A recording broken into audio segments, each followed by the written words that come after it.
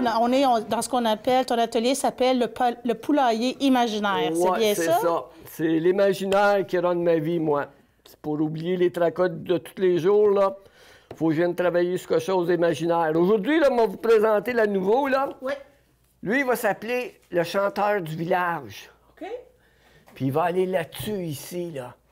Puis il va avoir un micro ici, parce qu'un chanteur, ça a un micro, hein? Il va avoir un micro. Toi, as-tu toujours gossé le bois, Roger? Non. J'ai commencé à sculpter tard dans ma vie, vers l'âge de 35 ans. OK.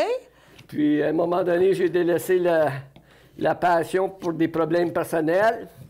Puis aujourd'hui, je suis retourné à plein temps.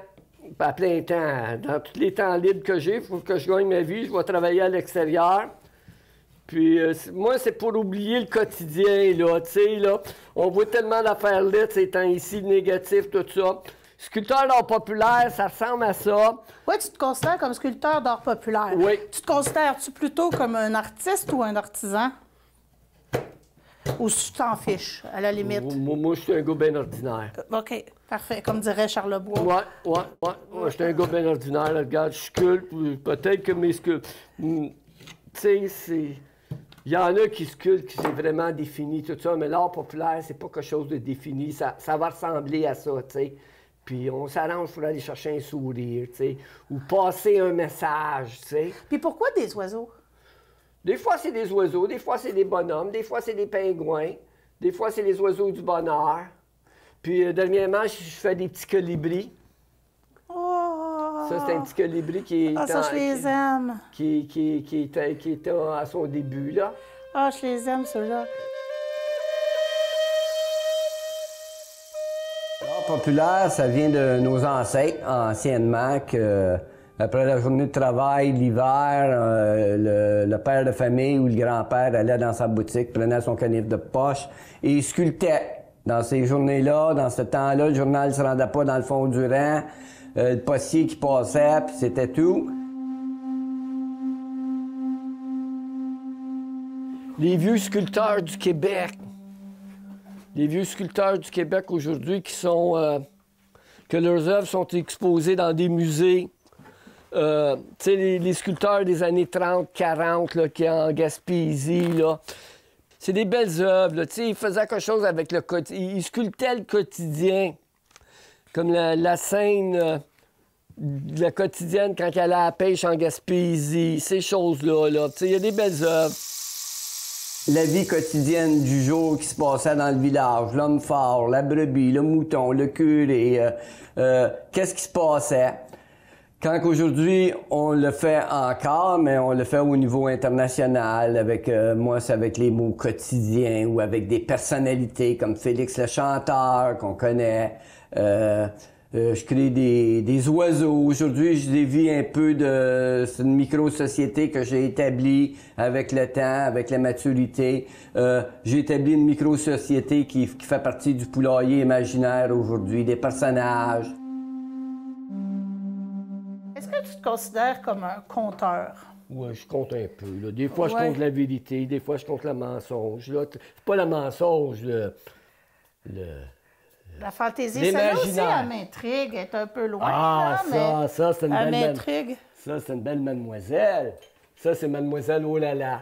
Oh là là! C'est mademoiselle Oh là là. Oh là là! Regarde, elle est chic, hein, elle est chic, hein. Elle a même ses sandales. Mademoiselle Oh là là, c'est nous les hommes, quand on voit une jolie fille là, au bord de la rue, on dit Oh là là! Ça représente mademoiselle Oh là là. Puis ici, à côté, on a le grand Antonio. Notre grand Antonio qui est le coq le plus haut du poulailler imaginaire, qui fait 52 pouces de hauteur, je pense. Et puis le grand Antonio, il a pris sa retraite. Aujourd'hui, il ne tire plus des autobus comme dans le temps. Maintenant, il tire l'autobus du show business. Puis dans l'autobus du show business, c'est Armand Vaillancourt qui est le chauffeur de l'autobus. Oui, Armand, il chauffe l'autobus. Puis il y a Franck Feluche, la girafe, dans l'autobus show business. Il y a Dan Bigra, Piqué Souben. Il y a Ginette Renault. Je vais vous présenter la Germaine. Ah boy! La Germaine. La Germaine est habillée par les brocantes de Vaudreuil-Soulanges. Puis c'est parce que j'ai mis une annonce sur les internets pour trouver un gérant ou une gérante pour le poulailler imaginaire. Puis elle a postulé sur 3000 postulations. Elle a postulé, puis j'ai regardé elle comme pour représenter la gérante du poulailler imaginaire. Elle vient de Sainte-Perpétue des Creux. Et depuis ce temps-là, j'ai plus un mot à dire. Parce que quand que je l'ai engagée, elle disait « Oui, monsieur, pas de problème, monsieur, oui, monsieur. » Mais ça ne marche pas comme ça, pas en tout avec la Germaine. Alors, moi, je fais des œuvres pour aller chercher un sourire. Regarde. C'est ça, un sourire. On va chercher des sourires avec nos œuvres.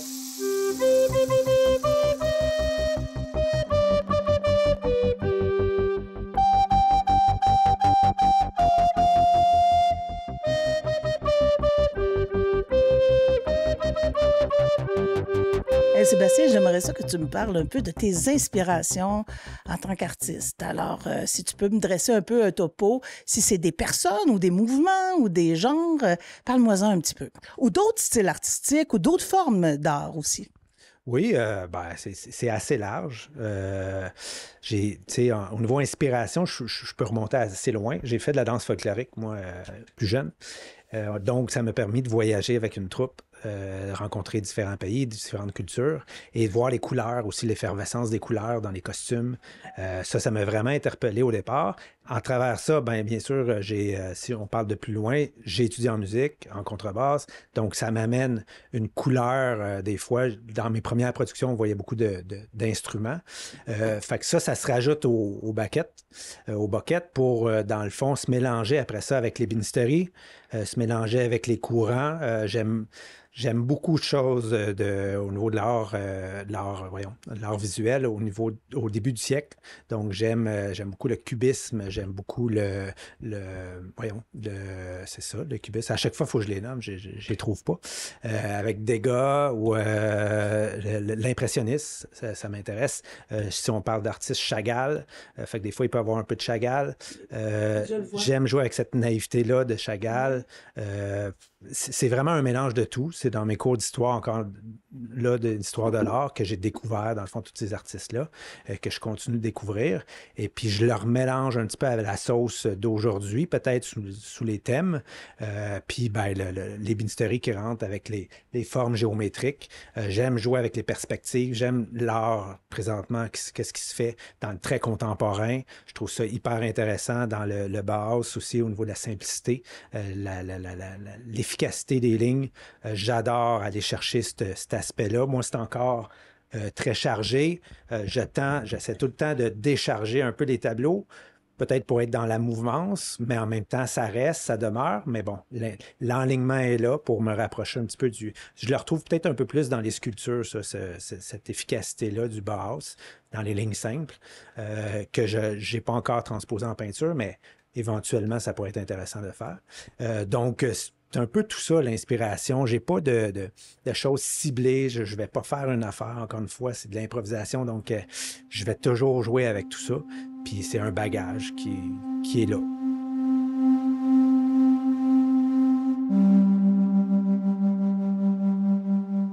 Puis, est-ce que tu te considères, toi, comme un artiste ou un artisan? Ou est-ce que tu pourrais nous faire la différence? Comment te considères-tu comme artiste? Moi, je place... c'est drôle parce que cette question-là revient vraiment régulièrement et on a toujours eu tendance à vouloir les séparer les deux. Puis je pense que c'est pas dans la finalité de la chose qu'on va tracer c'est quoi un artisan, un artiste. C'est plus dans le concept dans ta tête, ce que tu as. Je connais des artistes qui sont artisans et je connais des artisans qui sont artistes. La nuance, je m'explique bien sûr. Il y a des artistes qui ont on appelle ça des recettes, qui ont une façon de faire. Ils vont faire le même procédé, qui vont développer la technique. Puis encore une fois, c'est très louable, c'est très correct, mais c'est une façon de faire. Donc, ces artistes-là deviennent, en un certain terme, deviennent des artisans parce qu'ils développent une technique qui demeure toujours la même technique et ils vont la développer. Comme un artisan va développer la technique du tour à bois, ben, il va toujours faire du tour à bois. Les pièces vont être différentes, mais le tour à bois, le final, c'est la même. Fait qu'ils développent leur technique. Tandis qu'un artiste qui va aller vers la création, moi, pour mes créations, tout ce qui est peinture, j'opte plus pour cette optique-là. J'aime beaucoup aller dans la création. Donc là, je me retrouve vraiment plus comme un artiste. Je ne suis pas artisan parce que ma technique, je ne développerai pas la technique physique. Je vais développer vraiment le continuum dans ma tête pour vraiment toujours avoir des surprises, puis retravailler mes cadres, retravailler mes couleurs, retravailler mes formes. Puis c'est ce que je recherche vraiment.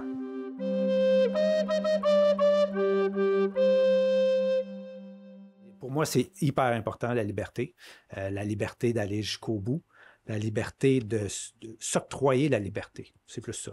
Comment tu termines un projet avec cette liberté-là? Comment tu procèdes, dans le fond? Oui, c'est ça. C'est beau être libre, mais à un moment donné, il faut que ça achève. Là. Je suis tout à fait d'accord. C'est justement pour ça que c'est très demandant, parce que tu ne sais jamais quand c'est fini. Puis des fois, si tu vas trop loin, ben, c'est là que ça finit en boîte. Fait que ça s'arrête. Donc, c'est toujours le même gauge qu'il faut se trouver.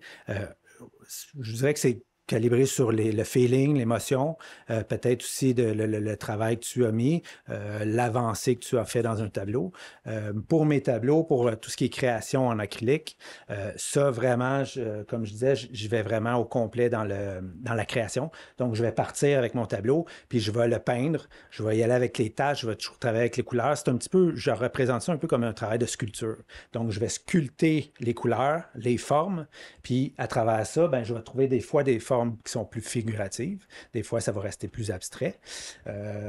Puis, ben, c'est ça. Dans le fond, en travaillant ça, puis je me permets aussi de tourner le tableau. Donc, je vais pouvoir faire une rotation sur lui-même pour que je puisse, des fois, revoir les choses autrement, prendre une autre perspective là-dessus pour pouvoir repartir peut-être sur quelques heures sur cette perspective-là, puis que je reviens par la suite. Donc, je me permets ça jusqu'à la fin du tableau. Puis, à la toute fin, je dirais que je finalise, mais le tableau, là, à partir de là, il ne tourne plus.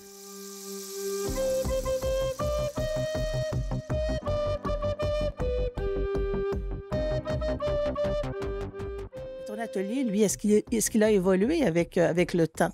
Oui, définitivement. Dans le fond, au départ, ici, c'était un atelier qui était plus d'ébénisterie parce que j'ai été à mon compte, donc j'avais une entreprise, il fallait que je produise finalement. Et par la suite, quand la peinture est revenue dans ma vie, de force, parce que j'en avais clairement besoin.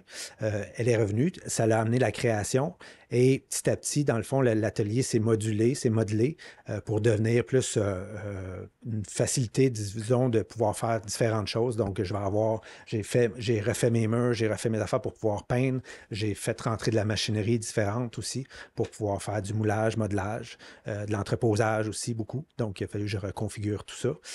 J'ai sorti certaines machines qui n'étaient plus nécessairement efficaces nécessaire dans la production. Puis à partir de là, pour moi ici, je pense que j'arrive quand même, on a toujours besoin de 2-3 pieds de plus, bien sûr. Donc à partir de là, ben, je peux retravailler le bois, je peux avoir de la poussière. Fait que ça fait ma marque dans le fond. Il y a toujours un petit peu de poussière dans ma peinture, fait que c'est le même qu'on va reconnaître mes tableaux éventuellement.